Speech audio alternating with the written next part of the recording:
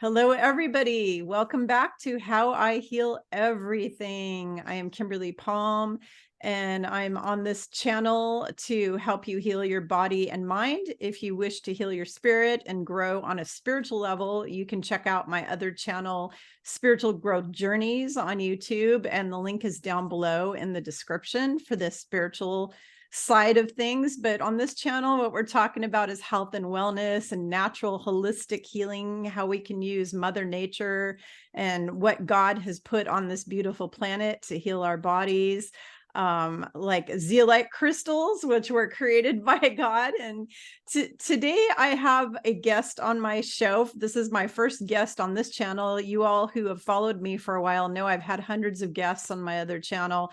But today I have with me Rik Deitsch. And Rik, hopefully I'm pronouncing your name properly, Deitsch. It's Deitsch. Deitsch. Deitsch. Okay, Rik Deitsch. All those European names I always have an issue with. And so I have a guest with me today, first one on this channel, and he is the scientist, inventor, and creator of this amazing zeolite crystal product. To any of you who've worked with me one-on-one, and I've given you I've sent you my pineal decalcification and detox protocols, you all know that I really talk highly about zeolite. I've been using this stuff for 15 plus years. It has totally saved my life. And I will never ever use anybody else's products other than Rik's. Rik formulated this and used a 30-step process, which he'll tell you about today in this show. And I brought him on to tell you all about his amazing products because his products have saved my life. Let me tell you all. Back 15 or more years ago, when I met Rosemary Levesque, who got me into the zeolite that Rik creates, I was suffering from fibroid tumors in my uterus. I had several doctors want to take my uterus out or want to do some sort of surgery on me. I cannot have surgery because I'm allergic to anesthesia. And then they also want to dilate you with epinephrine, and I'm allergic to that. So basically surgery was out. And so a friend of mine introduced me to my friend Rosemary Levesque, who I interviewed on my other channel. If you want to see that interview, you can go to my other channel for that. And Rosemary told me all about this amazing zeolite product that Rik created. And I started taking it. And 4 months after taking it, the doctor said my fibroids had shrunk way down, and they were all shaking their heads going, "We don't understand. How did this happen? It's a miracle." And so basically, I've been using these products forever. I'm using this amazing silver right now to heal my bladder infection. I've gone through tons of bottles of Rik's nano silver that he created because it's, as far as I'm concerned, the best nano silver product on the market right now. And then I've got my mushrooms here and all my other stuff that Rik's created. So Rik, welcome to my channel. Thank you for joining me here today. Thanks for having me. It's a pleasure. Yeah. So do you want to tell our audience kind of a little bit about who you are, what you do, how you got into obviously creating this amazing zeolite? And then I want to talk about why is this zeolite different from all the others on the market? Because there's a lot of toxic zeolite products out there. Yeah, a lot of Me Too's. I'm Rik Deitsch. I'm a biochemist. I like to say I'm a little different in the field because I'm both a pharmaceutical and a nutritional biochemist. So most of my schooling, my graduate work, my postgraduate work was all on drug discovery. And I did something called computer adaptive drug discovery. We'd use a computer and we map out drugs mostly from natural products. In fact, over 90% of all new drugs come from nature. You know, we find something in nature that's really interesting, and then we figure out how to extract it, synthesize it, scale it up. Even if you look, you just talked about cancer. One of the premier cancer drugs is Taxotere, which comes from the bark of the Pacific yew tree. So someone figured out that the bark of the Pacific yew tree had this potential amazing cancer drug. Now, it was such a complicated process to extract it. It took, I think at the time, 10 100-year-old trees to make a single dose of Taxol. But eventually scientists like myself, but I was on the Taxol project, but they figure out what it looks like, how to synthesize it, and they make a multi-step synthesis to actually eventually make the drug. So that's the sort of work I was doing. And I was working primarily with venomous animals. I worked with cone snails, eventually, which led me to cobra venom, and we have pain drugs now from cobra venom peptides from Asian cobra venom. But I after graduate work, and I'm trying to figure out how to make a living. You have to make a living, I got married, and I had a wife with expensive tastes, so I got a job at Rexall Sundown. And they were the largest manufacturer of dietary supplements in the world at the time. And here I am coming from drug discovery, and I had a little bit of an attitude problem with what we termed at the time herbal gerbils. All these guys they were doing herbs and vitamins and things like that. And it was a big awakening for me because I met just giants in the field. People that wound up to be huge in the field, like Stephen Talley at American Botanicals, and Carlos at the Bastille. There were so many amazing guys that really knew their stuff that opened me up, and I really loved this concept of nutritional biochemistry, and allowed me to move into product development at Rexall, and I formulated dozens of well over 50 products for Rexall that eventually did over $4 billion in sales for Rexall and Rexall divisions. And then while I was there, I actually was first introduced to the concept of zeolites, and I can talk about how that happened as well. I was approached by a company in Europe that had a product called Megamins, and it was just basically zeolite with vitamin C and some other stuff, and they put it in a capsule. And they said it has all these amazing properties. So I started looking into it, and I saw that there was a zeolite product that came out in the 70s that the FDA banned. And they banned it because when they analyzed it, it had tons of mercury and lead in it. Oh. So I'm thinking, okay, well, why? Why did they have this as a product to begin with?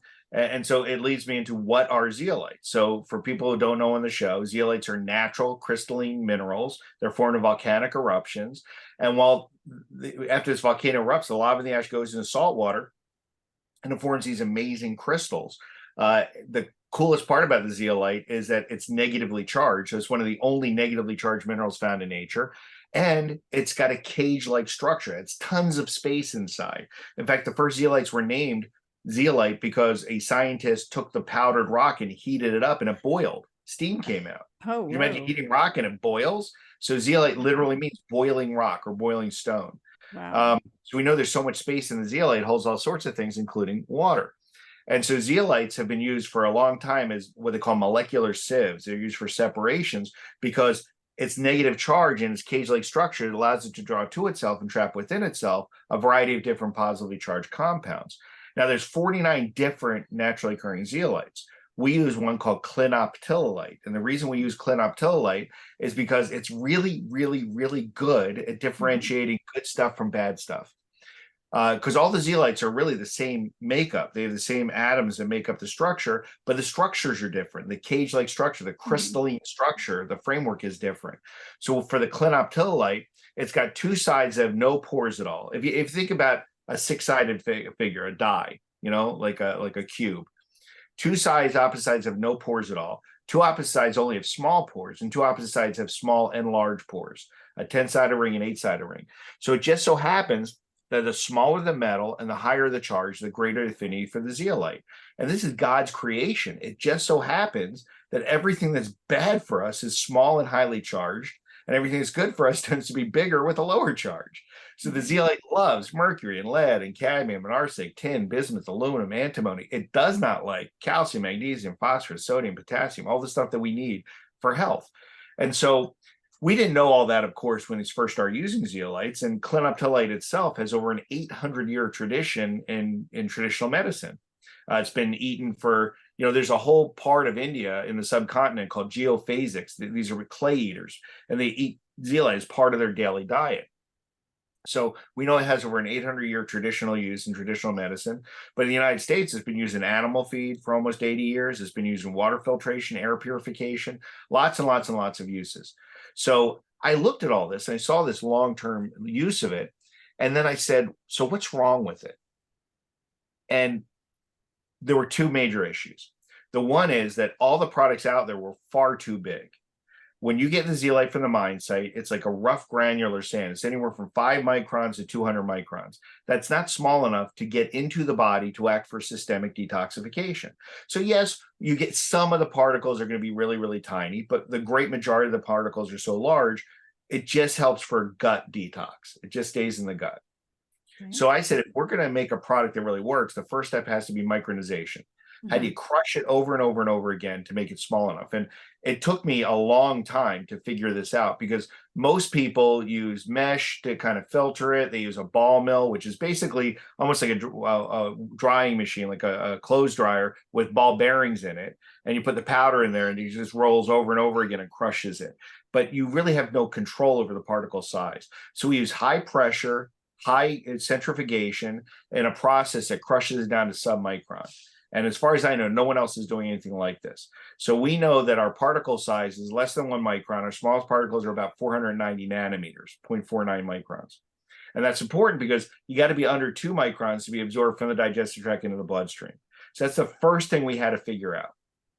And no one else was doing that. The second thing goes back to that first product I talked about that the FDA banned. It had lots of mercury and lead in it. Why? Because that's what zeolites do. Zeolites are nature's filter. When you look at the zeolite mine site and water is flowing past it and air is blowing over it, it's sucking up everything from the air. It's sucking up all the toxins in the environment. And so if you just take raw zeolite, it's going to be full of that stuff. And most people say, well, you know, they've been eating it for 800 years. We're going to use it. So I don't think that stuff is dangerous, because the zeolite is so good at holding on to those toxins, it's not going to exchange it in your body. But if it's already full of all those high affinity toxic compounds, how beneficial could it be in the body? And so it took many years for us to work out what we call the activation process. We use heat and ultra purified water and natural acids to force the cationic exchange and draw these metals out of the zeolite and clean it out. And my favorite example, one distributor years ago said, it's like when you have a dirty kitchen sponge. You don't want to clean your counter with that. So you take it to the sink and you rinse it out, squeeze it out and you get it clean. And now you have a sponge that's going to be able to clean your counter. And it's an oversimplification, but it's really what we do. We clean it out of all the heavy metals and volatile organic compounds, so we can make sure that it's as active as it can possibly be. And that's basically our process. We perfected it back in 2004, 2005, and we launched our first product back then. Since then, we've sold over 6 million bottles of the zeolite and have tens of thousands of testimonials like yours of how it benefits people's health. And what does it really do? We have 3 major claims. It removes toxic and heavy metals from the body. It helps support a healthy immune system, and it helps support healthy pH. And it's the same basic thing, cationic exchange, moving positively charged compounds into and out of the zeolite and removing those toxins and heavy metals. When people come to me and they say amazing testimonials, I have to take a step back and start to explain. So why do you want to remove heavy metals? What do they do in the body? My number one word you have to know about it for this is called competition. Heavy metals compete with good metals. See, there are good metals in the body: calcium, magnesium, phosphorus, sodium, potassium. They're necessary for health. And heavy metals get in the way. So the best example I give is zinc finger proteins. Do you know what zinc finger proteins are? Never heard of that before. Okay. Zinc finger proteins are family proteins in our body. There's about 20 of them. And they're called zinc finger proteins because at the very center of the protein is a single zinc atom that holds the shape of the protein. Now, zinc finger proteins are absolutely necessary for cellular division. When your cell wants to divide, zinc finger proteins come in and help copy the DNA. Okay. So this is important when you have a cut, a scrape, a broken bone, but it's vital when you have an infection and you need more white blood cells. You need zinc finger proteins to go in and help copy the white blood cells. This is one of the reasons that if you have a cold, you suck on a zinc lozenge or take a zinc vitamin. More zinc finger proteins, more white blood cells. Wow. That's it. So zinc can be displaced primarily by arsenic. If arsenic gets into the center of zinc finger protein, arsenic is smaller than zinc. It changes the shape of the protein and inactivates it. So start thinking about this. When you have even low dose arsenic toxicity, what are the side effects? What are the symptoms? You don't heal well. Your immune system shuts down. Your hair can fall out. I had all of those. I had too much mercury, arsenic, and lead in me for a while. So that is really just inactivation of zinc finger protein metabolism. Yeah. So we've already seen that when you take my products, you take the zeolite, it takes the arsenic out. Zinc can now get into zinc finger protein, activate that metabolism, and you heal better. You feel better. Your immune system works better. So the people called me and say, I use your product. I had a cut and it healed overnight. Your product heals cuts. I'm like, my product doesn't heal cuts. Okay. My product takes the gunk out of your body that's getting in the way of the healing process. And I say this is my mantra: a cleaner, healthier body fixes itself. Yeah. That's it. Once you clean this gunk out of the body, everything starts to work better. And we have 15 studies we've done. We've published 3 of them as a single study. My favorite study we did was with West Virginia coal miners, highly toxic coal miners. And we saw as much as a 15-fold increase in heavy metal metabolism, heavy metal excretion. And they all reported better sleep quality at night, more energy during the day. They said they had better cognitive function, like a fog had lifted off their brain. And the funniest one, the oddest one for me at the time, was better visual acuity. Their eyesight had improved over time, Wow. especially night vision and glare recovery. And we think that's because the zeolite is taking so much pressure off the liver that the liver then is healthier, makes more glutathione, which protects the eye. And you see some improvement in visual acuity over time. So that's it's really interesting what we see over time, just getting this stuff out of the body. Now, you mentioned that there's other products. I am the category creator on zeolite, especially colloidal suspension, liquid zeolite in a liquid suspension. But since I launched my product, there have been literally dozens, if not over 50 knockoff products that have come to market. And they're all inferior as far as I'm concerned. Well, listen, to me, they're knockoffs. I've looked at them so many times. People have come to me and they say, Rik, you got to analyze this product, analyze that product. They say they're better than you, of course, because I'm the category creator, that I'm the only one to compare to. And it's kind of funny because my very first competitor was a company called Denali. They had a product called Denali Tox. And I knew it was a terrible product. Everyone's saying, you got to analyze the product. You got to come out against it. I'm like, you don't have to swing at every pitch. If there's an inferior company, an inferior product, simply me talking about it elevates them. It brings them into the conversation. So a lot of times I just ignore it. And Denali was a good example because, first of all, when you took their product, it turned your teeth green, which I thought was a negative, you know? Yeah. Then it put 2 people in the hospital with aflatoxicosis. They had contamination in their product. They had Aspergillus parasiticus, which makes aflatoxins, which is can destroy your liver. Yeah. So that product was pulled off the market. The president of the company was fired. I don't even think the company exists anymore. But that was the very first competitive product. And there's plenty of people out there. There's one company in Australia that says, we get our zeolite from a pristine mine site, so we don't need to clean it out. You know, so what Rik says is wrong. We don't need to clean it out. And I say there's no such thing as a pristine environment anyway. But we've actually captured the stuff coming out of the zeolite during the activation process. The first stuff that comes off are volatile organic compounds. And we've actually analyzed all of those. And every once in a while, something comes out that you capture that you can't identify. It's not in the book. It's not benzene, dichlorobenzene, toluene. What is that? So we sent it out to a third-party lab to analyze. And that came back as diesel fuel exhaust. Oh my which God. means that the mining equipment that's mining the zeolite is creating exhaust that's being pulled into the zeolite. So even the mining equipment is making it more less effective, more toxic. Wow. So there's no such thing as a pristine environment. There's no such thing as clean zeolite unless you're doing something to clean it out. Right. So that's what I say. And there's still plenty of knockoff products out there. And all they can say is that they say they're better than me, but better than my products, but they're clearly not. I know I wouldn't use any of those products. I'll only use yours. So.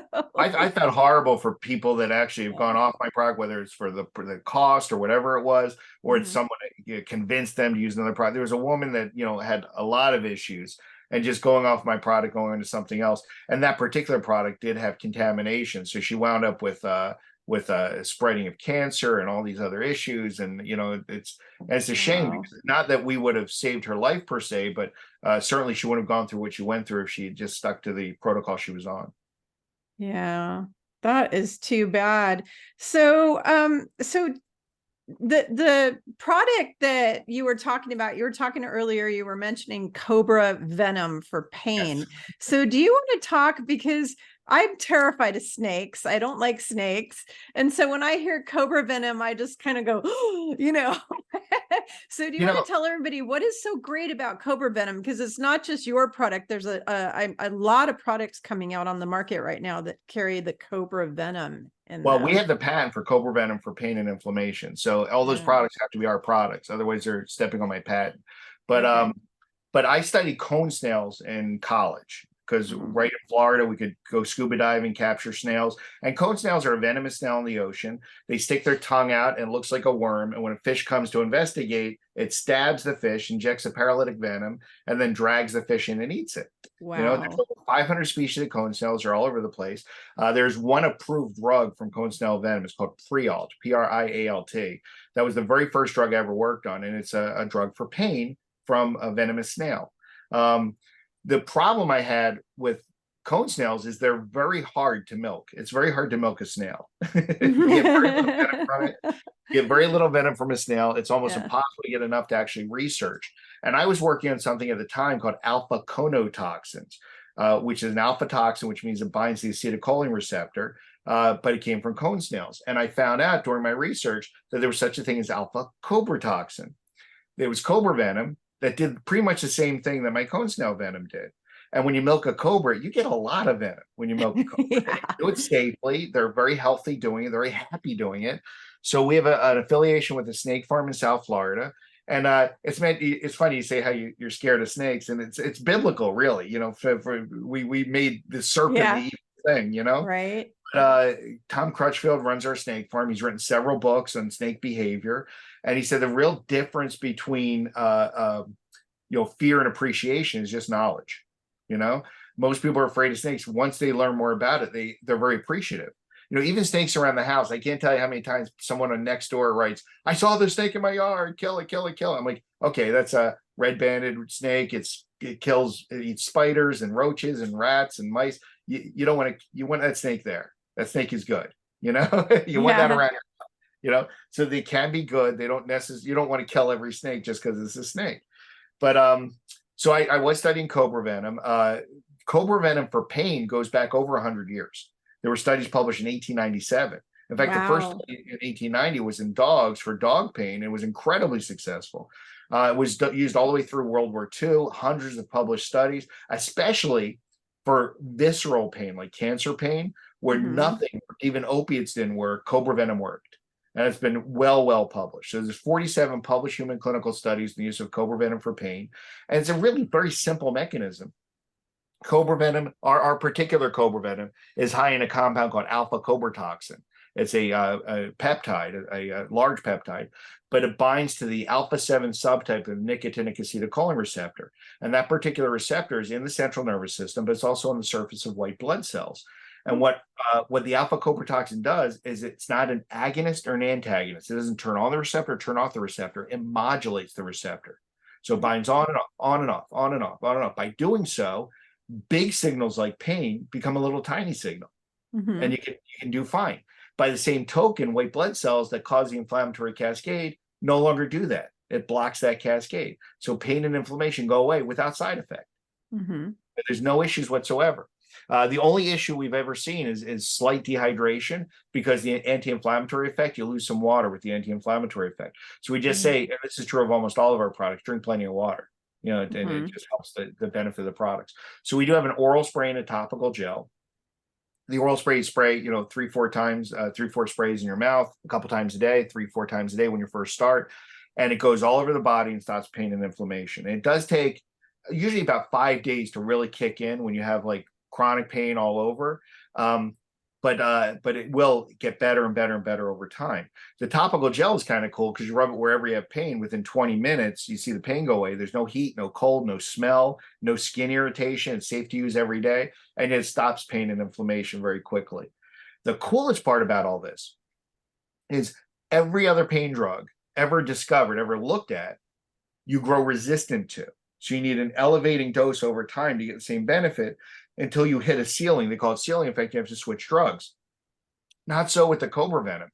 You actually grow more sensitive to it over time. So you need less and less and Oh. less over time to get the same Oh. benefit. So there's Wow. people that are horrible chronic pain for years, start using the product. By the time they're on the product 2, 3, 4 months, they take it once a week, twice a week, and they get the same benefit. So it's really an amazing mechanism of action that's universal. Wow. Wow. I like the fact that there's a topical. So would you call that like transdermal basically? Because one of the things I talk about in my book, I have a best-selling book called The Real Fountain of Youth. It's a whole body, mind, spirit healing program. And I talk about the fact that your skin is your largest organ of your body, and everything that you put on your skin goes into your body, and absorbs through the skin. So like if I use the zeolite on my skin, if I use the silver on the nano silver on my skin, that's going to go into my bloodstream, and it's going to go to every organ in my body. So I would think the same with the pain product. And that's why you have the topical, because it's going to go to all those receptors that you were talking about. It is localized. The skin Yeah. is, by definition, skin is a really good barrier against a lot of stuff. It's your first protection against infection, for example. In fact, one of the biggest issues when you get a cut or scrape is now your skin is open, you can get an infection. So your skin is a pretty good barrier, but lots of things can get through the skin, especially volatiles, especially oil-based products. In fact, I've told people this: if you really want to see how fast things can get through your body, go pump gas and get a couple drops of gasoline on your hand. You will taste it in your mouth within 2 seconds. Ew. Because your mouth, you're trying to liberate the volatiles from the gas, and it goes through to your saliva. Yeah. And I say 2 seconds sounds like really fast, but that's an eternity in biochemical time. When I used to do molecular dynamic simulations and model the movement of molecules, every one of my runs was a 50 picosecond run in femtosecond time. So the 50 picoseconds is 1/4 of a second, you know? Wow. So that's an eternity in biochemical time. The molecules do all sorts of stuff in that time. Wow. 1 or 2 seconds, that's forever in your body, you know? Wow. That's incredible. I have a feeling I could like pick your brain for hours and hours and hours, and it still wouldn't be long enough to get everything inside of there, because you know so much about all this. You know, I've been studying how to heal the body for 39 years of my life. I've had to heal myself over and over again. I've had naturopaths call me a walking encyclopedia of natural medicine. But even with all the stuff I've learned, I still don't know everything. I know a tiny, tiny little fraction. Yeah. And I listen to you and I'm like, oh my God, I have so much more. And you never stop learning.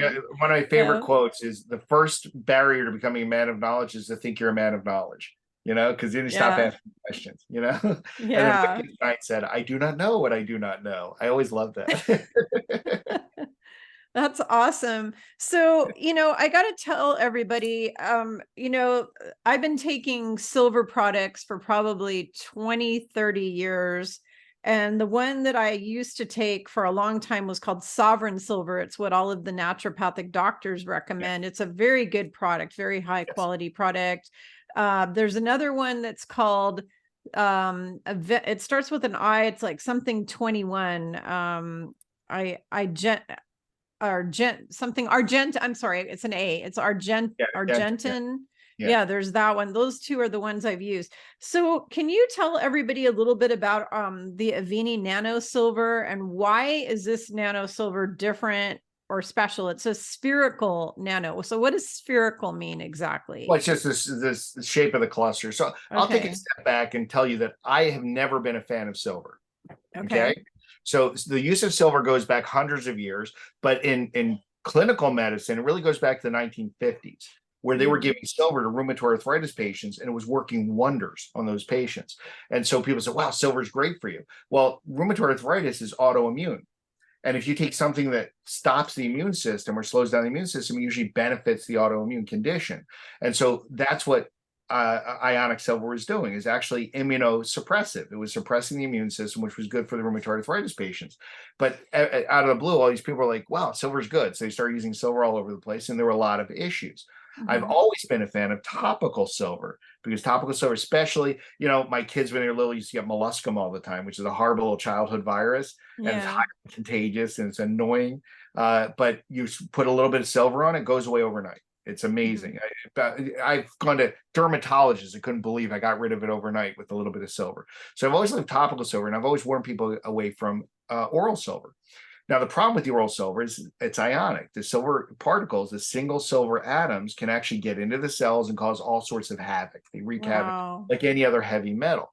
So more and more research was done where they found out that silver colloids, which are clusters of silver, could give the same benefit, be antibacterial, antiviral, antiparasitic, antifungal, and yet not get into the cells or muck up the system.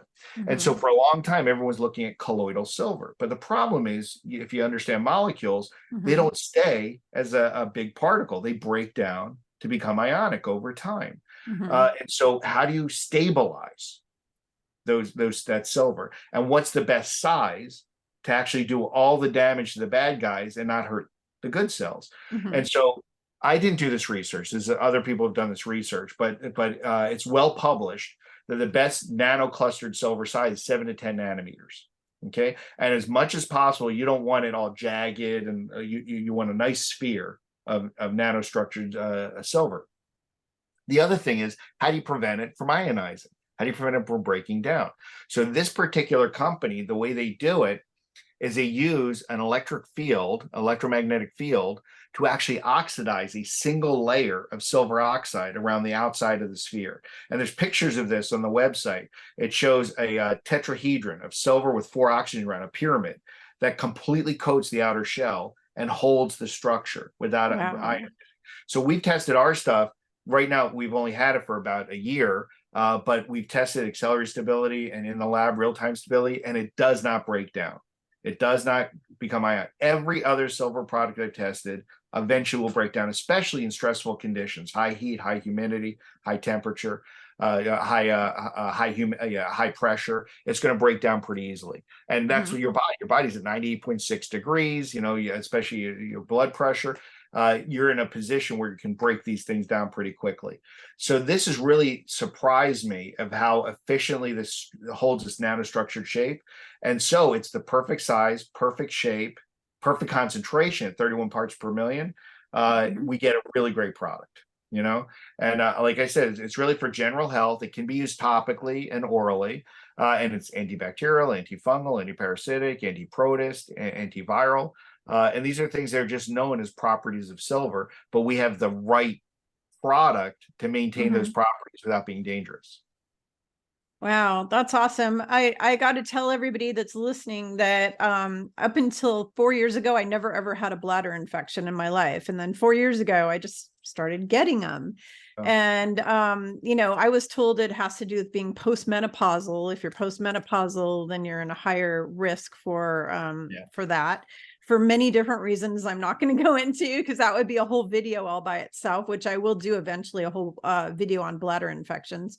But the thing is that this silver has saved me, because I have been put on tons of antibiotics for months on end that did nothing, absolutely nothing whatsoever. And the silver is what knocked out the bladder infection every time.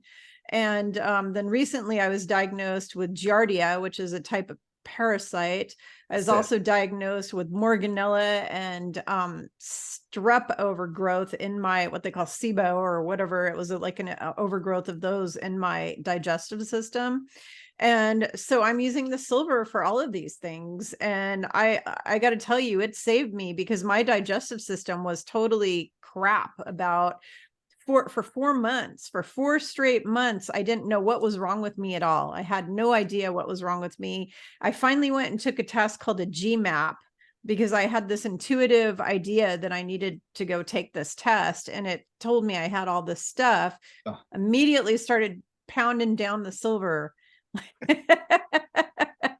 The silver's going to work. The only other thing I recommend is oligomeric proanthocyanidins, which are naturally found in cranberry, so cranberry extracts. Yeah, I'm doing that too. That's the basis for the drug trimethoprim. So if you have a bladder infection, they give you trimethoprim, and all trimethoprim is the same molecule that's in cranberry juice. Yeah, I take D-mannose and I do cranberry every day. Those two are amazing. What the OPCs, oligomeric proanthocyanidins, do is they coat the outside of the bacteria and they make it slippery. So it can't grab on to the walls of the urinary tract or the bladder. It gets slippery, so you just urinate it out. Wow. So it's really a fascinating mechanism, and it's right from Mother Nature. That's amazing.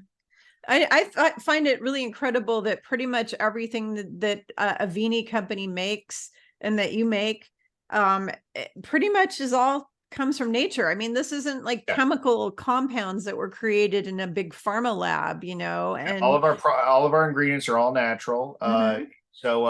Even natural sugar alcohols, and we use monk fruit for our fiber. Mhm. Um, but yeah, they're all natural, and I'm very proud. Have you tried the fiber? The fiber is wonderful for digestion. So I don't know. We have Yeah, I haven't tried it yet just because I think it's got psyllium in there and no, I there's no can't. silly. Oh, there isn't psyllium in there? No. Oh, well then I'll have to try it. I thought that there was psyllium No, it's in there. digestion resistant maltodextrin, which is fibersol, non-GMO fibersol. There's inulin, which is a Uh-huh. prebiotic. So inulin Yep, actually I take helps that. feed the healthy bacteria, which you Yeah. definitely need if you've ever been on antibiotics. There's Yeah. oat fiber, carrot fiber, apple fiber, so all natural fibers. Um, so Yeah. I both can't do oats. I found that out the hard way that I can't eat oats at all. So that fiber may be an issue for why me. can't you eat oats? What happens? My whole digestive system shuts down every time I have oatmeal or an oat bar or an oat cookie or anything at all with oats. My digestive system just goes, nope, not having it. And yeah, That's interesting because because obviously these yeah. are all micronized fibers to make into a drink. Most people, and I say this, one of the reasons I added the inulin is because I can't tell how many people tell me I can't take fiber. I can't eat a bran muffin, any Mhm. fiber. I get bloated, I get gassy, I get lethargic. I can't do it. And it's really not the fault of fiber. It's actually the fault of fermenting bacteria. So the bacteria eats the fiber, produces gas as a side product, and causes all those side effects. So the Mhm. inulin, the chicory extract from it that forms inulin, that actually feeds the healthy bacteria, defeats the unhealthy bacteria, and it takes a little while, a few weeks, but you'll find that it's the first fiber you could ever use that doesn't cause bloating and gasiness and flatulence and lethargy and everything. So it helps stabilize your digestion along the way. So I I'm may pretty try proud. it. I may When try I was at it. Rexall, our number one product at Rexall was a fiber supplement, and I became the poster child for fiber. The poster child of fiber. Oh my gosh. Oh my Yeah. goodness. Wow. Well, I think I might try it. I guess if it doesn't work for me because of the oats in there or something, I can give it to a family member, but I think I'm probably going to try that. I haven't tried every single Avini product yet, and we have so many. So, don't we have a new product? And I say we because I'm an affiliate. So, just so you all know, I am an anti-salesperson. Okay. I'm here on earth as a healer and a spiritual teacher and a life coach and a health coach and all that. I do energy healing, that's my thing, not selling products, but I signed up as an affiliate with this company. And the reason why is because I'm able to buy all the products for myself and my family at a really good discount. And in a lot of cases, get them for free because, I'm cashing in on my points and all sorts of things, or just getting enough people to buy products. I'm getting it for free for my family. I don't go out into the world and try to just sign people up or try to get them to be salespeople. I don't do that because that's not my thing. But I'm going to say we because I feel like I'm part of this company as Of course you a distributor or whatever. And I highly recommend to any of you who are considering trying these products out, and I hope you will, that if you do try them out and you like them, that you will sign up as a distributor, because then you can get the discount that I'm getting and also get them for free as well. So it's really important. But I heard that we now have a pet, because I haven't been able to attend the conferences and I don't have time to go on all the calls. This company provides so much education and training calls on and on. Like every week there's Yeah. education, and more education, but I don't have time because I'm too busy doing my business that I have and all the videos and all the other stuff I have. And so I heard that there's a pet product. Do you want to talk about the pet product? Sure. Yeah. So we've been working with pets for a long time at my biotech company, Mm-hmm. and we had years ago we created a brochure, Zeolite and Pets, where they were using the human zeolite product for dogs and cats. Just take drops of it and put it in their food or put it in their water. But people wanted a specific product for pets, so we've already launched Cell Defender for cats and Cell Defender for dogs, and they're little chewable treats, little bones for dogs, little fish for cats, and the dog product is with hypoallergenic chicken. It actually tastes like barbecue chicken. It's pretty good. And then the cat product is tuna, so it's tuna flavored. from natural tuna extract. Everything's all natural. But it's zeolite for your pets. And we already know zeolite works well in pets because it's been used in animal feed for over 70 years. So we know it's highly effective in animals, hundreds of publications for its use in both domestic and agricultural animals. So we know it's something that's going to be really, really healthy for pets. And you know that just like we are exposed to toxins all the time through food, water, air, so are your pets. And more so for them, especially if you're walking, they're on the lawns where there's pesticides and herbicides and fertilizers and all sorts of stuff that they're being exposed to. They're walking on your wooden decks and licking toys on your wooden decks. And I know people know this, but the number one source of arsenic poisoning in children and animals are wooden decks and wooden picnic tables, because any wood that's used outdoors is pressure treated, and they use arsenic chloride to prevent termite damage. And so one 12-foot 2x6, which is like a normal plank in a deck, has enough arsenic in it to kill 200 adults. Wow. So it's highly, highly toxic. And so I always tell people, if you have a wooden picnic table and you touch it, I mean, don't touch it and eat. Put a tablecloth over it. Wash your hands before you eat. Never give your dogs or cats chew toys on a wooden deck, because they lick it, it rolls in the deck, it picks up arsenic, they lick it some more. Number one source of arsenic exposure for our companion animals. So we know that dogs and cats get as much toxicity as we do, if not more. So it's really, really, really beneficial for them to detox with the zeolite.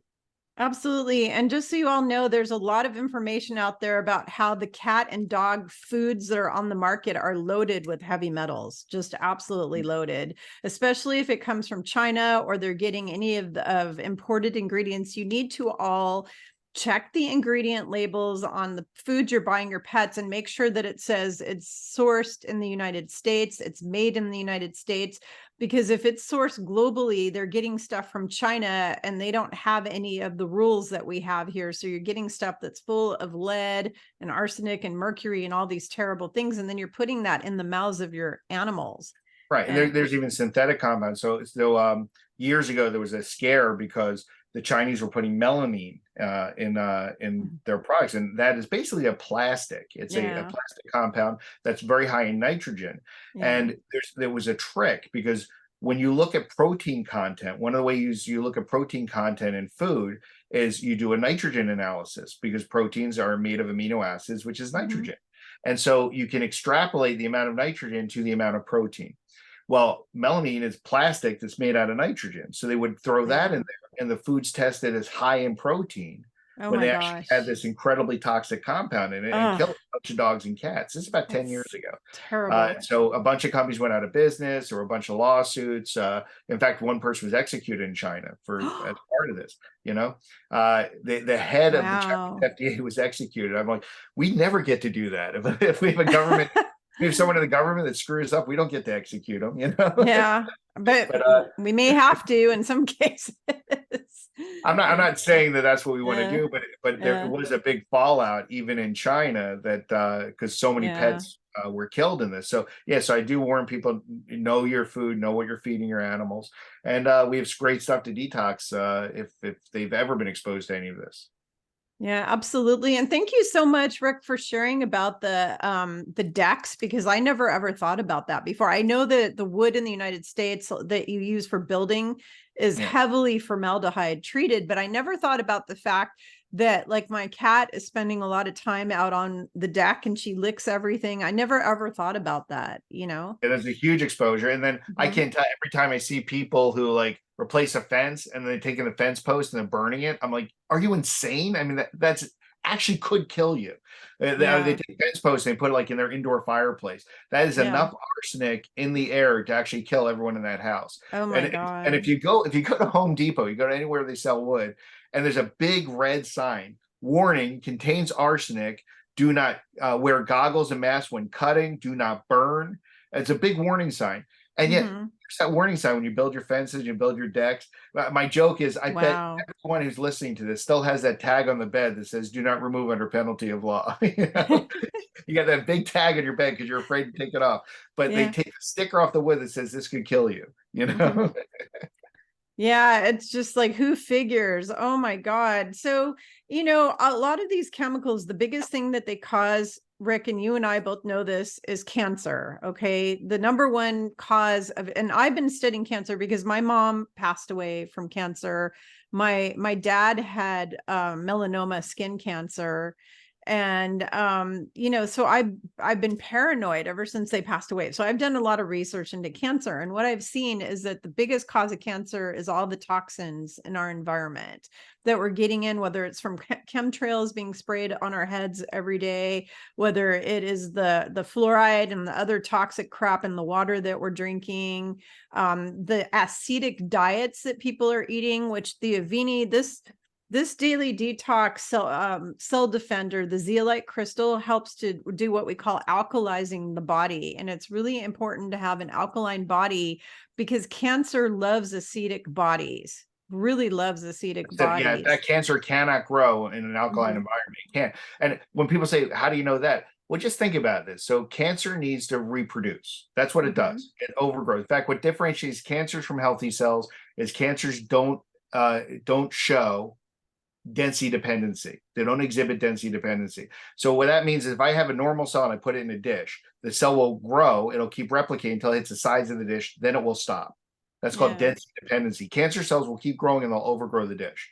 That's what really makes the difference between a healthy cell and a cancer cell.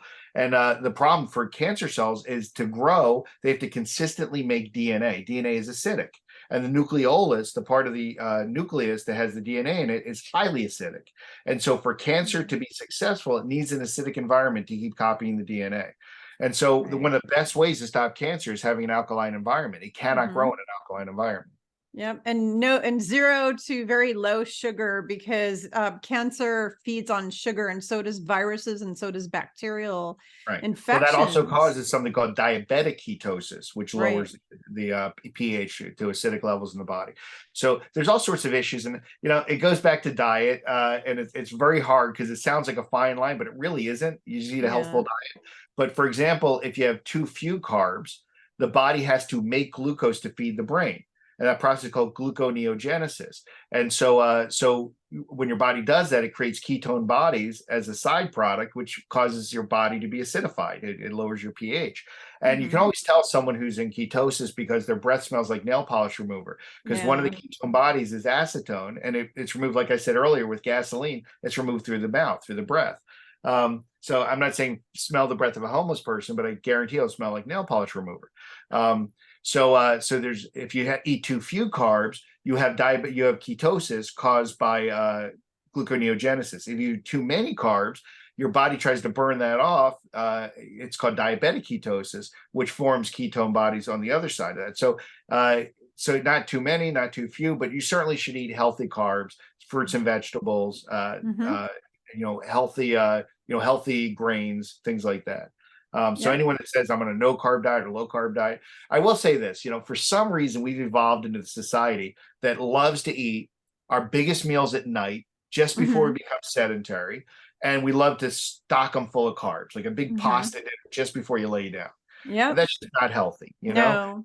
So you want to eat your biggest meal earlier. If you're going to eat a big lunch should be your biggest meal, and then you certainly don't want to eat carbs late in the day when you're going to be sedentary. You want those carbs to turn into energy and glycogen and glucagon and stored energy, because any carbs that you eat at night and then lay down could turn into fat. They get stored as fat.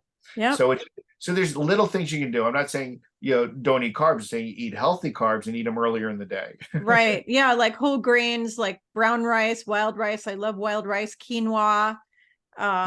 Stuff like that are healthy carbs. Of course, fruits and vegetables. I eat a lot of fruits, which are really good because they fight cancer and they boost your immune system. And that goes back to Gabriel Cousins, the rainbow diet. Eat colors. Yeah, colors. The other thing, Rik, I don't know if you heard this. I was a travel agent for a while, and I've traveled all over the world, and the Italian and what they call the Mediterranean diet. So like Greece and Italy, those people live the oldest, and they have really low rates of diabetes and heart disease and all that type of thing, and cancers and all that. And one of the things they do is they eat lunch as their biggest meal of the day. And yes, they eat a lot of pasta and stuff, but they're not eating it right before they go to bed, like you said. They're eating that like at lunchtime. And then in the evening, they're having maybe like a salad with like a meat dish with like a salad or something like that. And a healthy olive oil dressing. Yeah, and they use the healthy olive oil because the healthy oils, and when we say healthy oils, we're talking avocado oil, olive oil, and extra virgin coconut oil. Those three are probably the best, healthiest oils for you on the planet. Yeah, your omega-3s, omega-6s, you're getting this nice balance in the Mediterranean diet. It's incredibly healthy. And then we talk even about the French paradox. They eat this terrible diet and yet they have very low risk of heart disease. That goes back to red wine and resveratrol. And you go back to fruits and vegetables that have all these healthy compounds that we're getting from fruits and vegetables. So you have to make sure you're eating a nice, I used to say a healthy diet, but healthy can also mean big. So I say a healthful diet. Yeah. Yeah, you have to be careful too. So, I was talking about cancer. So one of the things that I've been hearing about for years to help with cancer is mushrooms. I have a friend whose brother was a world-renowned health expert. He passed away. The brother did, but he was really big on Ganoderma, reishi mushrooms, and all that for cancer, for fighting cancer. Avini has this Z-immunity mushrooms, and what it says on it is it says supercharge your immune system, full spectrum immune complex, acts as a potent antioxidant, aids in detoxing the body, improves cardiovascular health, and aids in lipid stabilization. So for me, I was tested as having ungodly high cholesterol levels. So I'm trying to get all that in check. So first of all, do you want to tell everybody what is the blend of mushrooms that you use, and why did you pick those specific mushrooms, and what do these things do in the body? So we have 7 different mushrooms in there. Okay. And we have reishi and we have turkey tail and caterpillar mushroom. But to me, it starts with agaricus blazei. So I don't know. There's a lot of people that have never heard of agaricus. So agaricus is a staple in Japan. It's everywhere. So this is what really started my passion for the mushroom blend. Cut to the mid 70s. The University of Tokyo University Cancer Center was doing a global map of cancer clusters. And they were trying to figure out where they saw like the types of cancer. And they were trying to say, are there environmental factors or genetic factors, whatever. And they were doing this for years. And they found this one section of Brazil had no cancer, 0 cancer. It was a hole in the map. Wow. And they say, how is this freaking possible that there's no cancer here? Right. So it was like 1978, 1979. They sent a bunch of researchers there and started trying to figure it out. And they knew it must be environmental because people that left the area and had descendants after that had the same risk of cancer. People that moved there had the lower risk of cancer. And so they started looking. They finally found that there was this mushroom that they were all eating. They were making tea out of it. They were grinding up, putting in their baked goods. And it was called agaricus blazei. And it was incredibly high in 1,3,1,6 beta glucan, which is basically a communication molecule. It's the way the immune system talks to itself. And so what I tell people is if you get 1,3,1,6 beta glucan, it's like handing out more walkie-talkies to your soldiers. So all your soldiers can communicate and actually be able to function better. And that's what happens. You get better functioning of the immune system. So some of the early studies in agaricus were unbelievable. They were all cancer studies.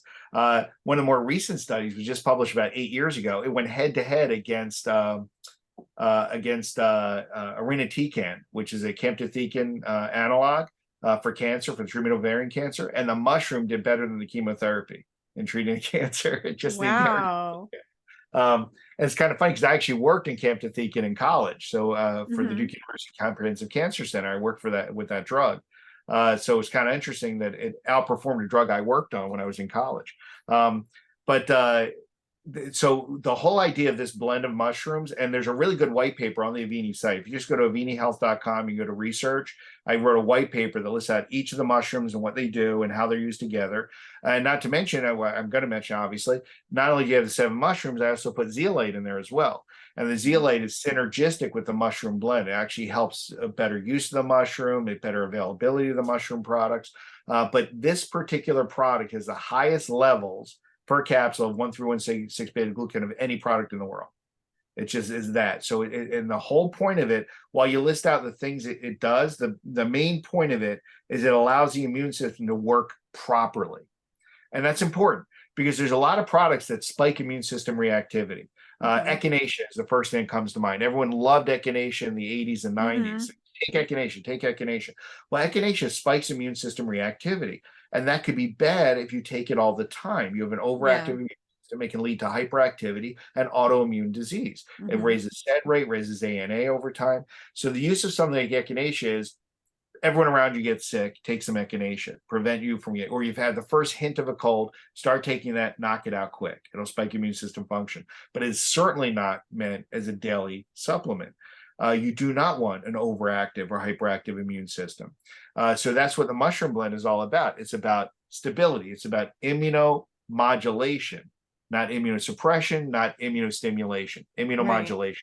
And that's what it does very, very, very well. Wow. That's awesome. So I was going to say something about, oh my gosh, I think it was prostate cancer that I heard that I saw studies somewhere. I read something. I've been doing so much reading.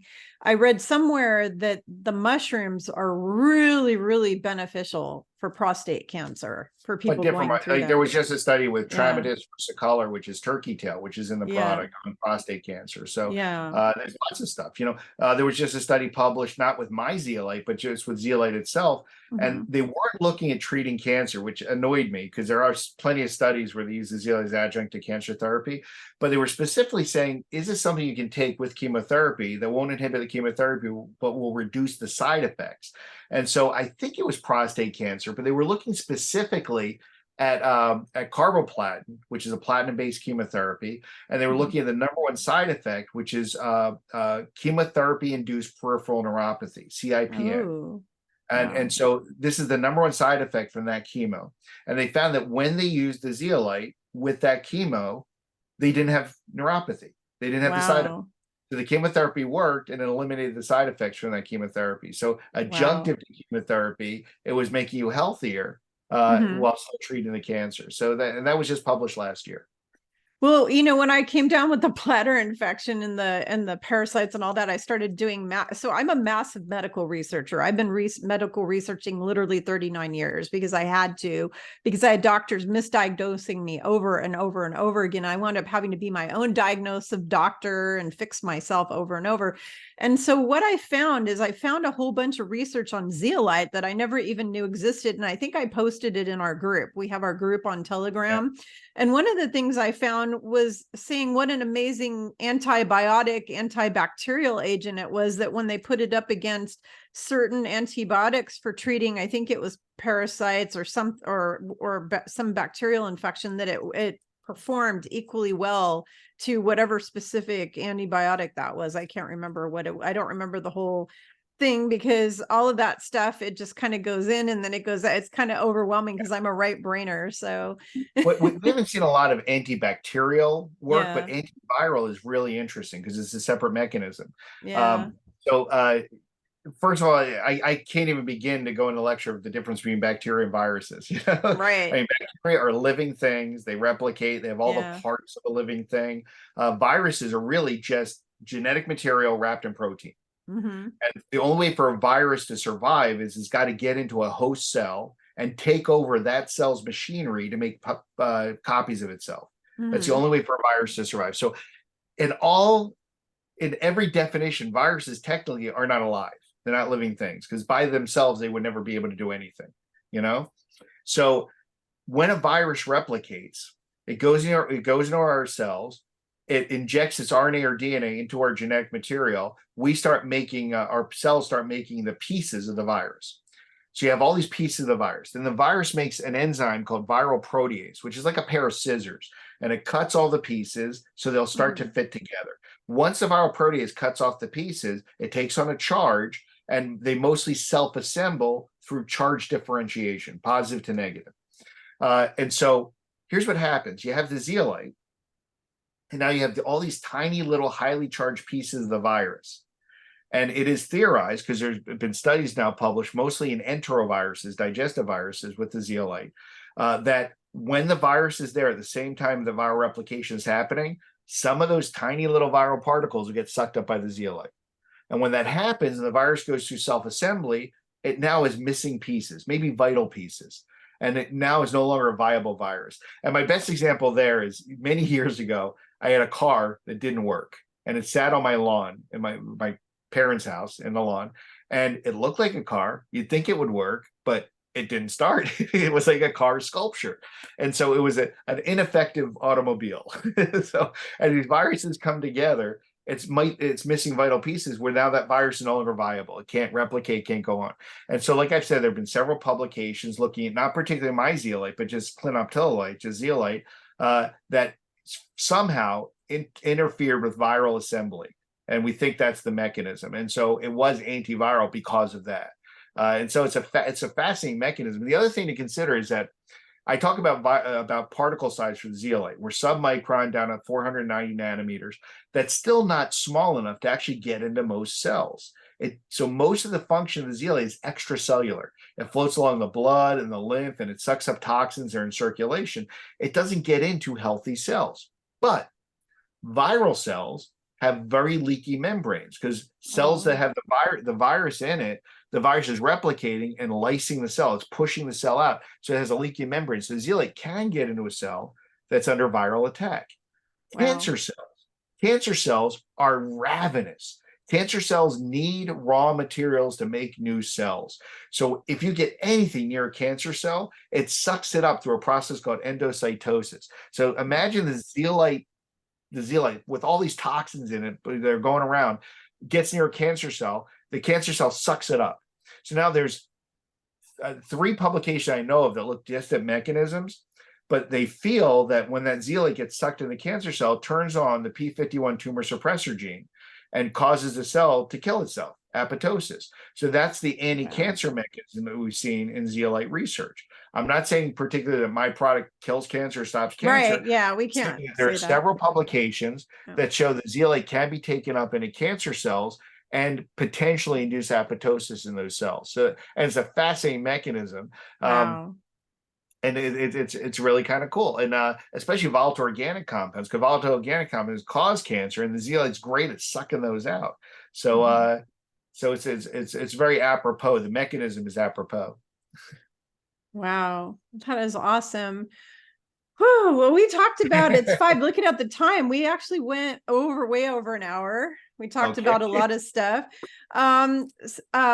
Is there any like, how do you want to say, last minute like recommendations that you want to share with everybody regarding like some of these products, or just some of the things that you're seeing going on in the world right now that you think would really benefit these, things that your company is doing, because your company is providing these amazing, what I call them healing modalities, because they are in a way, but I mean, they help the body to heal. We can't claim that they're going to heal anything, but the way that I look at it is it assists your body in healing. Everything that we put in our body is either going to harm us or it's going to assist us. Right. And so I look at it as assisting the body to be able to go to what we call homeostasis, which is, perfect health, right? Yeah. So we can't make health claims to the treatment or prevention of symptom or disease. except actually with our pain drugs, because they are registered homeopathic drugs. So we can actually make the claims on the plus relief products with the cobra venom of Right. treating pain and inflammation. So those are legal Right. claims that we're looking to make, even pain and inflammation caused by disease, like cancer pain, for example. But all the other products are dietary supplements, and you can't make any claims of treatment, prevention of disease. But you can make structure function claims. It improves the healthy structure and or function of a healthy body or body part, which we know it does. Yeah. But the real thing to think about is when I first launched my first zeolite product, it was an uphill struggle because I first had to convince people that they needed it. I had to convince people they were toxic. I don't Right. have to do that anymore. No. Everybody assumes that they're toxic, which is wonderful. You know, people are waking up, they're understanding it. But I used to have to really convince people that I remember talking to a guy. I was in Fargo, North Dakota, and this guy goes, "What do I need your stuff for? I live in a pristine environment. There are no toxins in me." As he's telling me this, a crop duster was dusting the field behind him. I said, "What do you think is in that crop duster?" You know, toxins. and I tried to tell him there is no pristine place left on Earth. They take ice No. samples from Antarctica and they find man-made toxins in the ice, in deep ice core samples in Antarctica, because it doesn't matter where the toxins come from. The wind blows and the water flows and goes. I mean, right now there's 40 metric tons of toxins in the jet stream going around the world, and it's depositing everywhere around the world. So it doesn't matter where it comes from, it's going to wind up in our backyard. Look what's happening now with all the fires in Canada. You know, the fires are so remote that the Canadians don't even want to put them out. They can't even get to them. So they're just letting them burn. And the jet stream is pulling it down into the Midwest and into the mid-Atlantic. And all those. In my house, we get the smoke here from Canada every day. Yeah. And even now, we also have a westerly from the Sahara. We're getting Sahara sands in the southern part of the United States, like in Florida. So we know we're toxic. There's no such thing as a pristine place in the world. So what do you do about it? And I wrote a book back in 2008 called Invisible Killers. And it was all about toxins in the environment. And the point I tried to make in that book was not to scare people. It was to empower them. Once you understand what your toxic exposure is to the food, the water, the air, you could actually prevent toxic exposure, mitigate your risk of toxic exposure, and actively detoxify. And that's where the zeolite comes in. So it is funny because we talk about dietary supplements, and a supplement usually gives your body something. It supplements a healthful diet and a lifestyle, a healthful diet and exercise. You're getting these supplements for your body. The zeolite is really not a supplement. It doesn't really give your body anything. It takes things out. But by taking out this muck, this stuff that doesn't belong, garbage, a cleaner, healthier body fixes itself. And so we say the zeolite is the tip of the spear. If you look at Avini, look at any of our research, it always starts with the cell defender. It starts with the zeolite. Start using that, get healthier and healthier and healthier. And then you can look at the fiber and the immunity mushrooms and the nano silver. We have a line of weight loss products, weight management products called Trim Science. We have a coffee, a cocoa, a lemonade, and a matcha tea. We've really amazing products, all backed by hard science, by real science, all natural, made with love. You know, it's my manufacturing facility. It's your baby. It's your baby. My baby. My employees love what they do, and they love to hear the stories. They love to see the testimonials. They love that they're helping people. Whatever they're doing is changing lives, and they love that. And so we have great products, but the tip of the spear, the first thing is understand the toxin in the environment, the toxin in your body, and do something about it by taking the cell defender. That's the first step. Absolutely. I'm going to add in there, you need to get a copy of my book, The Real Fountain of Youth, because I have entire chapters. You know, it's my peace and stress management system, which is physical, emotional, chemical, and environmental stress. And I go really deep into the whole thing on the I have a whole chapter on all the toxins and the chemicals.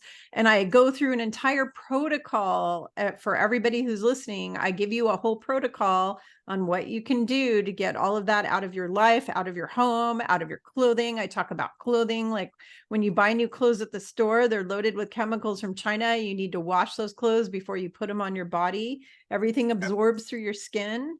It's really, really important. I talk about, in my book, I talk about dry cleaning. We all get our dry cleaning. It's wrapped in a plastic bag, and we hang in our closet, still wrapped in the plastic bag. Well, they use volatile organic compounds in the cleaning process. So what do we do when we need our clothes? We go into our closet in this closed space. We open the bag, and we're actually maximizing our exposure to that volatile organic compounds. So I say, do this when you get your dry cleaning. open it outside, let it air out. They're volatile. They're called volatile for a reason because they go right out into the air. Yeah. Just doing that cuts down your exposure by over 90%. It's a very simple thing to do. So there's things we can do in our lives all the time to reduce our, to mitigate exposure and reduce our exposure. Absolutely. Or you can do what I do, which is don't ever go to a dry cleaner ever. You know what I do, Rick?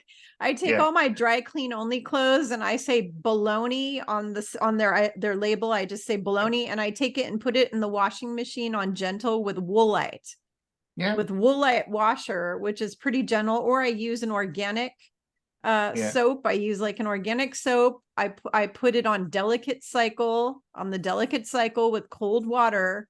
And then I, steam it with my steamer. I pull it out and then no chemicals. And I can wear my wool coat or my wool sweater, or, I mean, we've washed hats. We've watched. I gotta say, because I don't wear suits a lot now. Everything is like cotton, my lab coats and everything. But when I go to conference, I wear a suit and I send it out for dry clean. I got to see if there's an alternative. Because well, you can buy a steamer. You can buy a steamer and just wash it. I have a steamer. Yeah. I have to see. You're educating me also, so I have to see. Well, that's, I go out of my way to literally annihilate all of the chemicals out of my house. I mean, I'm using baking soda and lemon to clean things and vinegar, and vinegar is wonderful. Vinegar is the best glass cleaner on the planet. Absolutely. And I actually have glacial acetic acid, which is pure vinegar, and then I can water it down. Yeah. I mean, you can use, vodka or something for sterilizing, back in the day before they had antibiotic and antiseptic stuff, they would use alcohol, like liquor, like vodka and whiskey and stuff like that for sterilizing stuff. They use grain alcohol, right? You see Western, they always pour the alcohol in the wound before they exactly. And then they make you take a swig of it before they cut your leg off, right? And amputate it because you had a bullet wound that festered, and lots of stuff like that. But the important message I think that we want all of you to know is that these products work. They've worked for me. I am a walking testimonial because I've had one health problem after another over the last 15 years that these products have helped. And they've literally saved my life, because I wouldn't have been able to get those surgeries. And I don't know what would have happened with all the fibroids and just all the different, things I've had in my body. I also had 3 doctors tell me I had ovarian cancer. And between taking the zeolite and doing castor oil packs and a bunch of other stuff, and then I had a shaman send me some energy medicine, between those 3 things, doing the Avini and all that, the huge cyst I had on my ovary just literally vanished. I went back in and had an ultrasound, and they go, all I see. I said, what do you see? What do you see? She said, all I see is a healthy ovary. That's what she said. All I see is a healthy ovary. I was like, yeah, score. Anyway, so these products, I can testify to the fact that they have totally worked for me. They work for my clients. I've been recommending these products for the last 15 years to people. And I've got the zeolite, Rik zeolite, I've been recommending for at least 15 years. And everybody I know who's taken it, who's listened to me, because not everybody listens to me when I say, oh, do this. The people who follow through have had amazing results, results. Yeah. I say this. So, my partner, Neil Roth, is the CEO of Avini. And we talk about this all the time. I mean, it's one thing that's a business and there's money to be made and we're distributing products, but the emotional currency we make out of this, when we hear these testimonials and we see the people on stage or on these calls, there's a call every week, I think on Tuesday night, that's just a testimonial call. And it's just people, this is what happened. This is my autistic child, or my cancer, my mother with cancer. It's unbelievable, the stories you hear and how we're changing lives. So that's really why we do what we do. We do it because we want to help people. We want to help as many people as we can and get the word out. And that's it. You pay it forward. Yep, absolutely. And I too have heard tons of testimonials of people who have autistic children who literally had a child who went from not being able to speak at all to suddenly they're speaking like a normal child just because they gave them the zeolite and it got all of the mercury and stuff out of their brain that was causing We the. had a nonverbal 6-year-old. I don't know, it's a couple days or a week or something. In zeolite and said, "I love you, mommy," for the first time, and that's the only different thing they did differently. And we've known for many years. I mean, it probably went to late 70s, early 80s that they were doing chelation therapy in autistic kids and seeing great benefits. The problem with chelation is it's IV. It can be painful, very hard on the kidneys and the bladder, lots of side effects. And here we have an oral product that does the same thing, removes those toxic heavy metals without any of those side effects. A nice, safe, easy way to do it. And we already know that that's going to be beneficial for an autistic kid. But what we've seen has been this side of a miracle. It's just wonderful. Yeah, you can think of yourself as a miracle worker. Oh, no. Because you're creating I'm the vessel it goes through. you know what I tell people, Rick, when people tell me that I've healed them, because I've been, I do healing sessions with people. I do sound healing and I do energy healing. I do all this stuff. I'll have people call me and they'll walk up to me and say, "Oh, you healed me. You healed me." You know what I say to them? I say, "I didn't heal you. You healed you and God healed you. God used me as an information vessel to work through. And then you and God worked together and God healed you." There you go. Yeah. Listen, I do the research. I'm fascinated by this stuff. And if you get to know me, the thing I hate is not being able to answer a question. So when someone asks me something I don't know, it becomes it's horrible because it eats away at my brain until I can go and take some time and research it. I've never looked at Parkinson's disease. I have a friend now with Parkinson's, and I've looked at alpha amylase. I've looked at Alzheimer's disease. We worked on studies for that, but tauopathies like Parkinson's, I've never dove into. So now it's like it's killing me that I'm so busy right now that I just want to go and start working on Parkinson's disease, try and help my friend. So it's like the next thing on my list. Have you contacted Michael Fox about that? Yeah, they've done a lot of stuff. They mostly look at the damage to substantia nigra. Stem cell research is the big thing. How do you rebuild the substantia nigra? How do you ablate the areas that are damaged so that you do surgery? But there's got to be more to it. What causes that tauopathy? What's the mechanism? I do this time and time again where people treat symptoms instead of treating the actual underlying cause. Yeah. And so sometimes you just take a step back and you can see they're not seeing the forest for the trees. What is causing that? The first step of that tauopathy, and how do you stop it? Right. So that's the sort of stuff where it's not just me. I have a group of doctors I work with. My partner, Dr. Stuart Lonke, is a pulmonologist in Los Angeles. We wrote the book together, Invisible Killers. So we do have a medical advisory board. We have lots of people that I bounce ideas off of. Like I said, we have new intellectual property on Lou Gehrig's disease. So we're working on a new treatment for ALS, which on paper looks like the treatment for ALS, which is stop it in its tracks if it works. So, but we got to get to the next step. We do a rabbit model, then we do humans, and then but it's these things just come up in meetings. Like, what's next?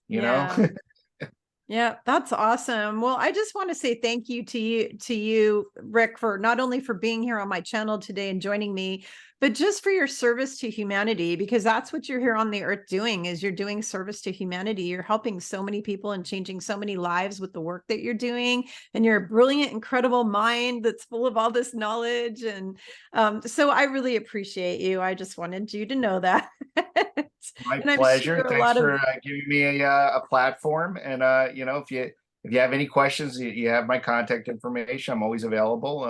And that's part of why one of the reasons I want to build Avini is because now we have a group in place where something like the manufacturer and all that stuff can be done without me, and I can back up and do some of the bigger stuff. Do more research and discover more things, because I've been so busy just making product and getting product out the door. So that's one of the benefits of growth, is that it actually allows me to do more.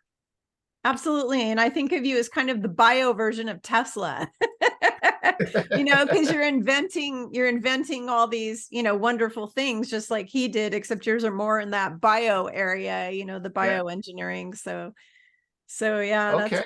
That's marvelous. Well, I just want to say thanks again. And everybody, if you want to know where to get these products that I've been taking that Rik's developed, and you want to learn more about them and also about Rik and his information and also the studies, I have a link that will be below in the details and description of this video. So you can just look below for that. It's got my affiliate link on there. You can go and you can check it out.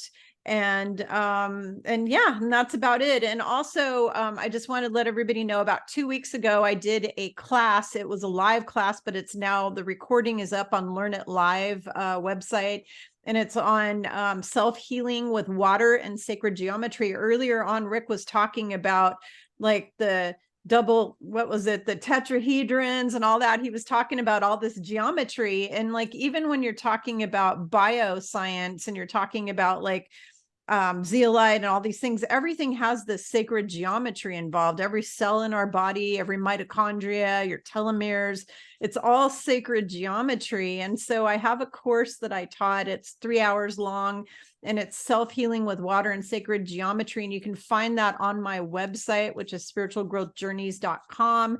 And there's a link actually to the class on Learn It Live directly in the description. You'll find that there. And thank you everybody for tuning in. If this has been helpful for you, please like this video so other people will see it. It will be seen more in the feed on YouTube. With the more likes we get, please share it with everybody you think will benefit, and subscribe to my channel. I would love to build this up. Like my other channel has 10,000 subscribers, so I would love to get this there too. So thank you everyone, and we'll see you next time. Bye. Thank you.